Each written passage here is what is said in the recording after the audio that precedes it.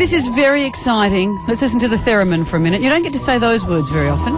Doctor Who is about to kick off its 8th series. Award-winning actor, filmmaker, lifelong Doctor Who fan Peter Capaldi will be making his debut as the 12th Doctor. Welcome to the show. Hi there, great to be here. I noticed you were wincing at the Doctor Who theme. I haven't heard the new theme. Obviously, it's not the theremin anymore. Have they moved on? It's fairly similar, actually. I think the theremin is in there, so you couldn't have a Doctor Who theme without the theremin. Right. I think that's true. Yeah. And isn't it wonderful? You were a fan, and you've become Doctor Who. If you wanted to be a Spice Girl, you could have been a Spice Girl. You've made it happen for yourself. I don't think it quite worked out like that. I think I was just a major geek, really, and got very lucky. The luckiest geek in the world. But you said no to Doctor Who back in 2008, didn't you?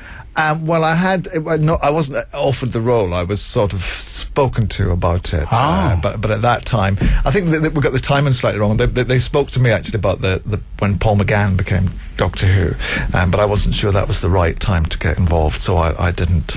Good. I have a slight confession to make. I watched Doctor Who as a kid, and I stopped when I was about 8, which was 1,000 years ago. Yeah. But I want to get onto the bandwagon. Is it ever too late to jump on again? No. Anyone can join in. I mean, that's a great thing about Doctor Who. You don't have to know anything about it. And every episode is self-contained, although there are stories that have long-reaching arcs. Every episode is completely different because it moves into different genres and different time zones. It's great fun. With the new Doctor, we don't see the Tardis in the first episode. Is that we do. We do. If you hang on in there, you'll see it. Right. Got to have the Tardis. And there's certain things you've got to have. I was about to say, that's the whole thing about that, because I was explaining to Amanda the role of the police box. Oh, yeah. And you don't see those anymore because everyone's got a mobile phone Well, now. the funny thing was we were in Korea yesterday doing some publicity for Doctor Who, and they built a police box for us. I couldn't think how amazing it was that, there's been these little craftsmen in South Korea building a British police box. They must think your policing is very weird. Very strange, yes. It was an early kind of mobile phone, really. Yes. But what else? Was it a little kettle in there with the... I wish there was a kettle in the real one, in the one that we use, because that's the first thing that struck me. But it's huge. Not in real life. It's only bigger on the inside on TV in fiction, but in real life it's just like a big cupboard, a big wardrobe that a Doctor Who fans made. It's quite drafty inside.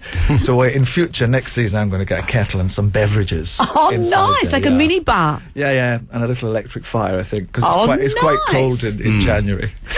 Doctor Who fans, there's no other fans like them, and that must be good and bad. Do you get people to say, what about the 3rd episode when your right eyebrow didn't match up to the blah, blah, blah? Exactly, yes. Some people are very, very keen on the detail of it, and I mean, although I'm a big fan, I've been told that I'm a fan and not a scholar. Some people are scholars. Wow. And have a knowledge of it that's absolutely very intimidating and slightly weird. And you do want to say, relax a little bit, and get out a little bit more, and enjoy life a bit more.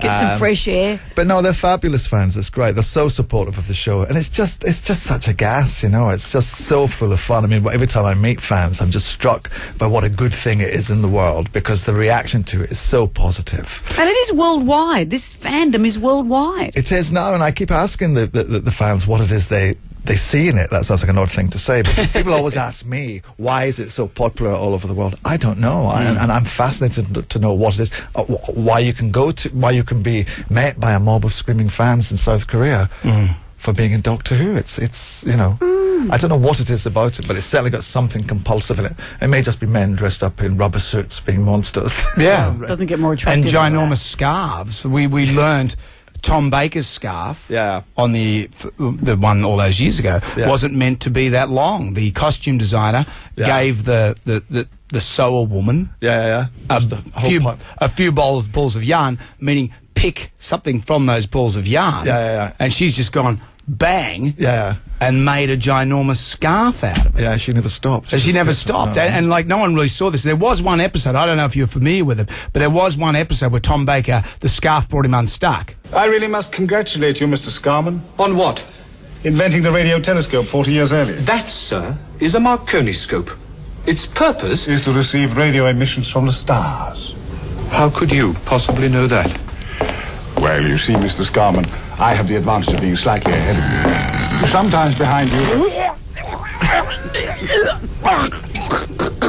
I don't know. Dangerous times. Will you have a scarf? Not after that. No. That was the last time a Doctor Who ever wore a scarf.